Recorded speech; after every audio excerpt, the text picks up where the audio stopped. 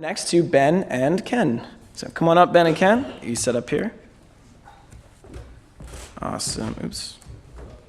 This is you guys, right? That's right. Perfect. Awesome. And Okay. Hi, folks. We're a late entry, so let me give you some quick motivation and background. World Bank Group last year put out $52 billion in loans and credits of various kinds. Based on past experience, we expect that about 75 to 80% of those projects will be moderately satisfactory or better in achieving their objectives. That's pretty good because development's a tough thing, but it means that 10 to $12 billion a year of projects are not performing up to the expectations. So imagine how good it could be if we could identify what are the factors that make a difference to performance. So we've tried to do that. Folks in the evaluation unit and the research unit thought about all the kind of standard things you might think of, the project size, the characteristics of the country. We can explain maybe 1/8 of the variation in project outcomes using the kind of standard measures. So let's take a different approach. We know projects are really complicated things. There are many connections between them, the kind of work they try to do, the people on the team, the way they're organized. Suppose we could visualize a network of projects and find clumps of projects that performed really well, clumps of projects that didn't perform so well, and then dig in and see what was going on there. So that was the challenge we posed.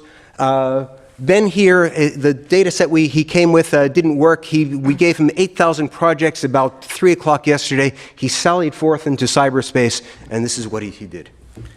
Okay, so I guess you explained all the motivation, so I'm just going to jump into the data dive and how we created the network. So given 2 projects, we have described the project through an amount of sectors and themes. And we decided to create this network of projects throughout their proximity with sectors and themes. We have encoded the visualization so you can really spot the important aspects. So the size will be the amount of a project, and the color, the bluer, the more satisfactory, the redder is the more unsatisfactory.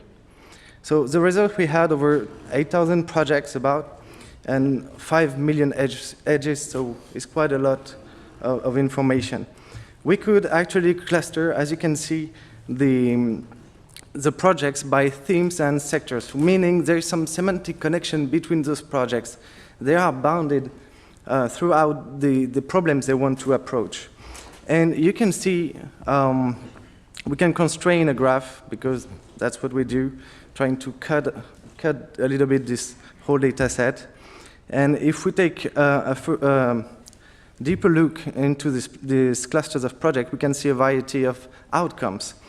So a group of projects throughout the same themes and sectors can present different types of outcomes. So what we want to do now is to understand what lays behind.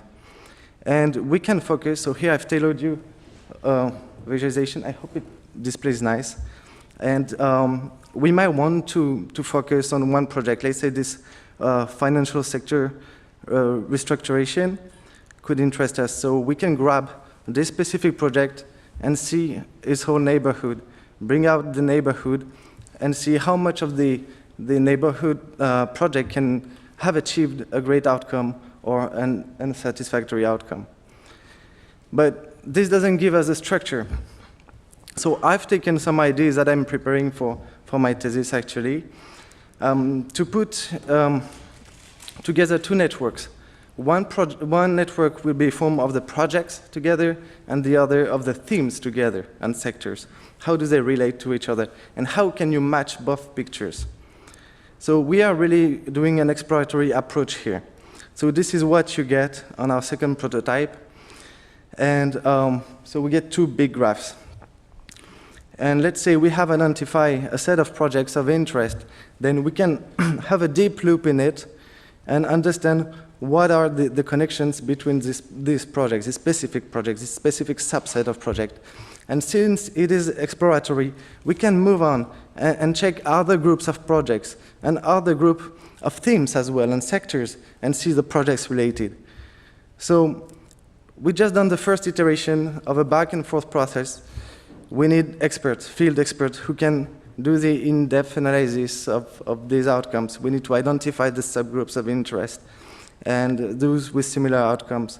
We want to extend a set of characteristics because this characteristic can be risk factors We can refine the measure. We can, instead of putting themes and sectors, we can put people and the whole social network behind this project network.